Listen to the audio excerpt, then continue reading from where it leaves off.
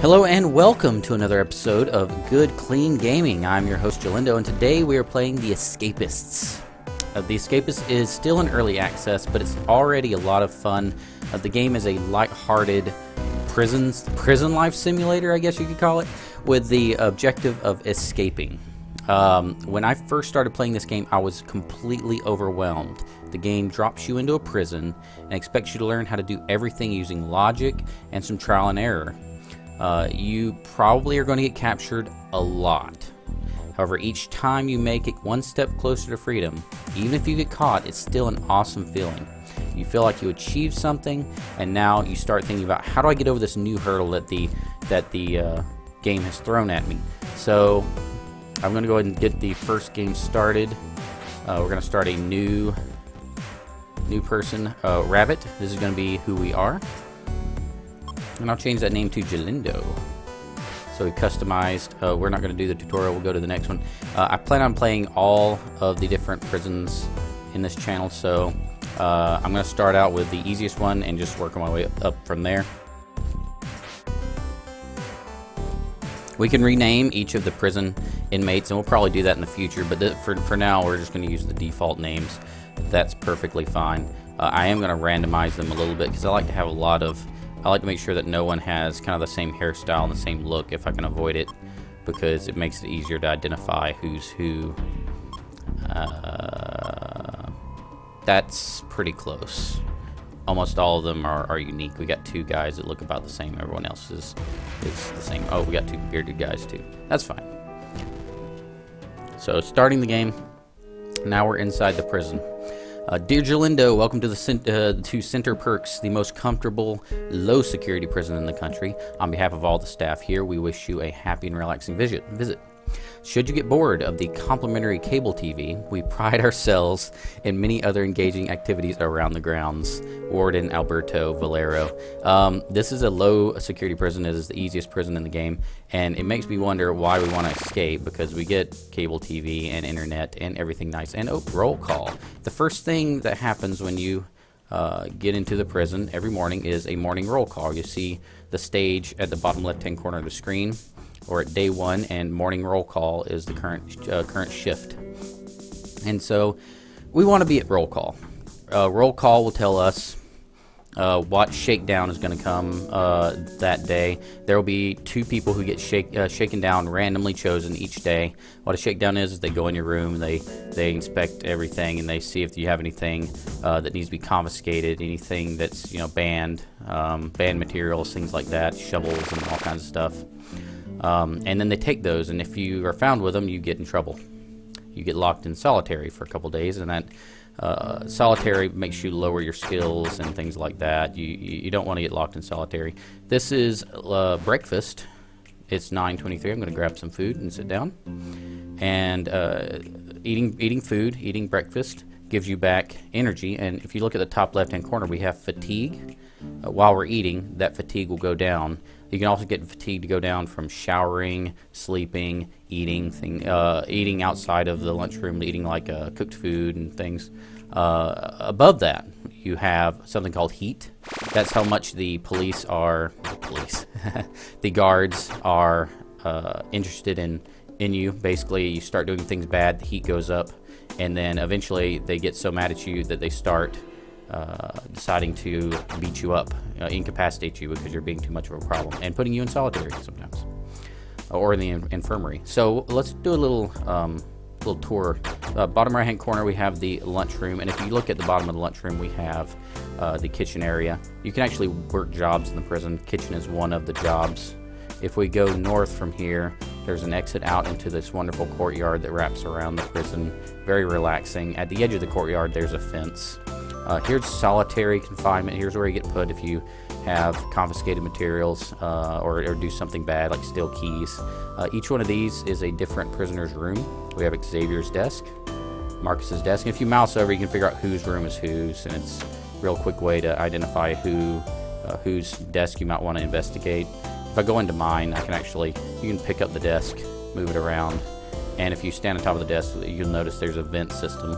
So by putting my desk here, I could get a screwdriver or file or something like that and get into this vent system and do all kinds of stuff. The toilet does, if you have confiscated materials and there's a shakedown coming, you can flush them down the toilet. You'll notice also behind this wall, there's areas where you can hide stuff. Looks like it's lunchtime. Let's go eat our lunch. There's these guards that patrol around as well. So if they see you, like if I'm not at lunch, if I'm at lunch right now, but if I go wandering around, and then a guard sees me while I'm wandering around, like this guard right here, he'll get mad at me. That heat will go up 10%. And then as I do good things, as I'm cooperating, the heat goes down, and they stop worrying about me because I'm following all the rules. If I'm not following all the rules, the heat will go up. Again, top left-hand corner, there's health. You can see that there. The higher the health, the more hits you can take, and above that is cash. And you make cash by, well, doing what we're about to do right now, the laundry job. We start out with laundry as our job, and it's just one of the jobs in here. We'll go over all of them, hopefully, before the end of the day. And you just take dirty laundry from this red one, put it in the washing machine. That'll work for a while. I'll grab 2 more. I'll take the clean ones out, put the dirty ones in, put the clean ones into the clean laundry.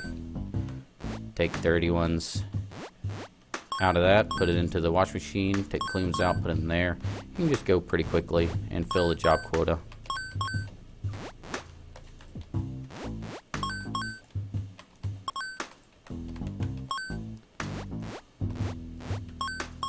Just like that. Oh, I think we're almost done.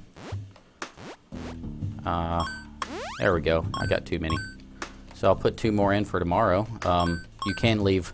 You shouldn't do that in real life, but you can actually pre-wash everything a day before, 1 load on each dryer, which helps a lot. While we're over here, there's a place where I guess I assume people can visit you in prison, and you know, it's one of those things behind the glass. Visitation is what it says, and there's a camera here. I assume there's a way to break through this glass, but I've never actually tried. Here's the metalworking job. Isaiah has the metalworking job here. Here's a little supply room. These colors of each lock. Every guard in here, there's 5 guards. Every guard has a different colored key. And so one of the guards has a green key, and it opens up the green locks. You can knock out a guard and steal his key. The tricky part is once he wakes up, he's going to report his key stolen, and you're going to get locked in solitary. He wakes up pretty quick, too, so it's not really a feasible way to go about it. But we'll show you some alternatives as I go through this game that you can utilize. I can go into other people's rooms. Here's another prisoner. I can investigate his desk and, you know, see some things that I might want to take out. I don't want any of that stuff right now, though. Central courtyard, this is where a roll call happens. We have the internet here. If you want to use the internet to increase your increase your intelligence, excuse me, and that's important for There's multiple stats. I will pause real quick. There's strength, speed, and intellect. And strength is built up by using the exercise weightlifting machines. It's increasing your health. It doesn't increase damage, as you might think. It just increases how many hits you can take. Speed increases how fast you hit. And how fast you hit, coupled with what weapon you have, determines how much damage you do. Better weapon, faster speed, more you can take on, more people you can knock out. And then there's intellect. Intellect allows you to build bigger crafts or more advanced crafts, like shovels and picks take higher intelligence than something simpler like a file. 2 files put together can make a cutter. Yeah, and you can see I have an outfit slot and a weapon slot. I can put on different outfits, and those have different effects. Right now I'm in an inmate outfit, so I'm a criminal. I'm going to go in here and so I guess I'm going to work on my strength training, get my health up a little higher. Everyone else is going to do that. And while I'm here, when you see these flashing yellow bags above someone's head, you can talk to them with a right click, and you can go to the little merchant bag. It shows their stats and what opinion they have of you. You can click the little merchant bag, and they'll actually sell you things. You see the dollar amount below each item. And since we have 50 cash, we can actually buy any one of these if we need them. So I'll keep with the reps here. Also, if you see the green exclamation point above people's heads, that indicates that you can do them a favor. Like they have something that they really want you to do, you can talk to them and get, if you do it for them, you get a payout of however much money. the higher the opinion they have of you, the more money they will be willing to pay you. Same for merchants. The higher opinion, the lower the prices they'll offer you. In order to use these exercise machines, by the way, it's QE, QE, QE. It's basically you're spamming the buttons to do reps or to run on a treadmill. Here we have the shower. This decreases fatigue pretty well. I'll use this extensively if I'm trying to do some stats training. I'll during free time I'll lift weights, or I'll run, or I'll go to the internet and use that to increase my intellect, and then use the shower to reduce the fatigue. The whole time you're around other inmates, they'll frequently talk about things, and sometimes they get into fights, and one of them will get knocked out. Looks like we have somebody knocked out down here. If I click, I can actually look inside his pockets and see if I want to take anything, and actually those things are really useful. But we'll go over all that. I'm going to take that, since no one's here, I'm going to take that trowel and that duct tape and the lighter. That'll be nice. Thank you very much, Chung. Evening meal is next. We're going to go over to the lunchroom again and grab some chow. It can be really useful to go to meals and to go to exercise and go to showers when they tell you to. You won't increase any heat if you're where you're supposed to be, and you can talk to other inmates, get their opinion higher, do them favors, see what is available at these merchants. And the merchants rotate. These guys won't be merchants very long. It'll be someone else, and it'll just rotate around to different prisoners. They'll sell you random things, and you just have to keep an eye out for things you really need and hope you have enough money to use it. We have an evening free time here, so we'll go ahead and do the rest of the tour. We have the bathrooms down here next to the exercise room. Above that we have the showers, and above that, like I mentioned before, the internet. We have the laundry job here, the metalworking here, and here we have the employment board. You can see who has what jobs. Looks like the metal shop has a vacancy. They didn't fill their quota, and so that means that we can actually apply for this job. Metal shop, I believe, takes 70 intellect. We have 27, so if I click this, I don't think it's going to allow me to do this. You need at least 70 intellect to apply for the job. Declined. And filed neatly away down my toilet. Smarten yourself up. Okay. So we're stuck at laundry until we get our intellect up. I believe, and I could be wrong, but I believe that this is in order of how much the jobs pay. Janitor being the least pay job, the metal shop being the most pay job. The more money you make, obviously, the more things you can buy. Up here we have the infirmary. If you get beat up, here's where you're going to end up. If you lay in the bed, you'll get health back if you're missing any health. The infirmary staff will take care of you. Here's 4 more prisoner rooms. And we can actually exit, and there's a northern area. If you look to the right, this is actually a guard area. Any of the red locks are staff quarters. There's a tower guard to the right of me. He will actually start shooting if I start chopping at the fences. And then the white locks, there is no white key, so you can't get the white key to go out the front door and just walk out. You have to actually dig underneath the fence or cut through the fence.